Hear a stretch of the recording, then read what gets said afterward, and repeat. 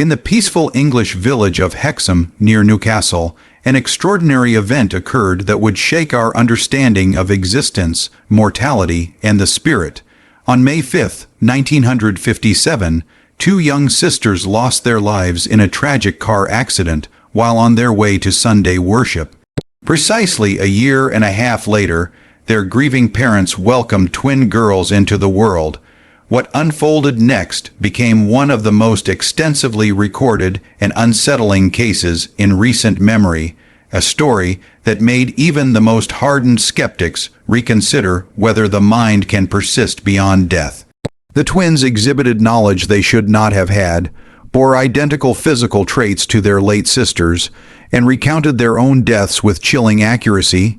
For 2 decades, researchers from the University of Virginia studied the family, gathering evidence that contradicted scientific laws.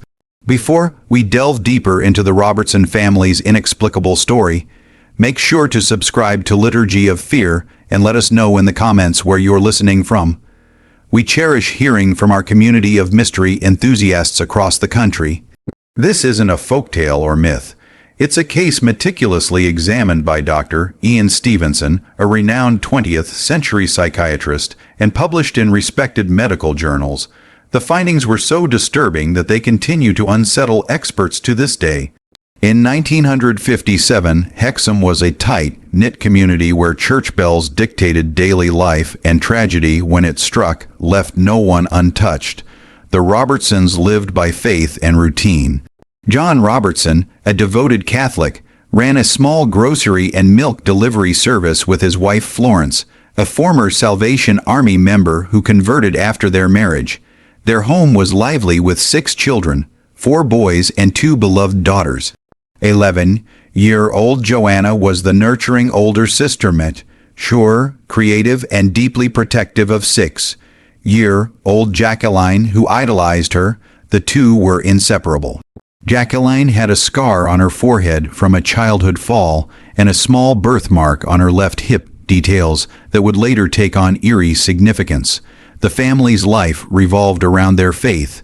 Every Sunday, they walked to church together, the girls chatting excitedly in their best dresses. But beneath the surface, John harbored an unorthodox belief.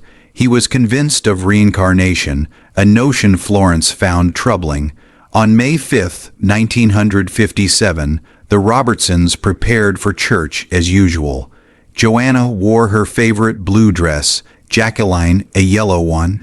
Their neighbor 9-year-old Anthony Ledden joined them at 10:15 a.m. The children set off. Minutes later, Marjorie Wynne, a woman in the midst of a mental breakdown, deliberately drove onto the sidewalk, killing all 3. The town was devastated. John and Florence were shattered.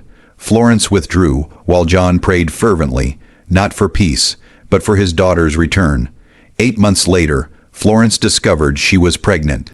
John was certain they'd have twins, that Joanna and Jacqueline were coming back. Florence, horrified, feared for his sanity.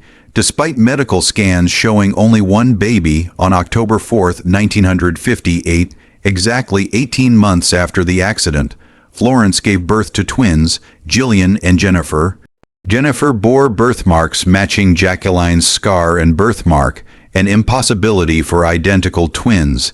At 18 months old, the twins began recognizing their late sister's toys, calling them by name. As they grew, they recounted details of the accident: the yellow dress, Anthony's birthday wish, the blood. Florence's skepticism crumbled. Dr. Ian Stevenson studied the twins for 20 years, documenting their inexplicable knowledge and physical anomalies. Their memories faded by age 5, but the case remains one of the most compelling in reincarnation research. The implications are profound. If consciousness can carry scars and memories beyond death, what does that mean for identity, trauma, and love? The Robertson story forces us to question the boundaries of life and the unseen ties that bind us. What do you think? Could the twins truly have been their sisters reborn? Or is there another explanation? Share your thoughts below, subscribe for more mysteries, and join us next time as we explore another enigma that defies reason.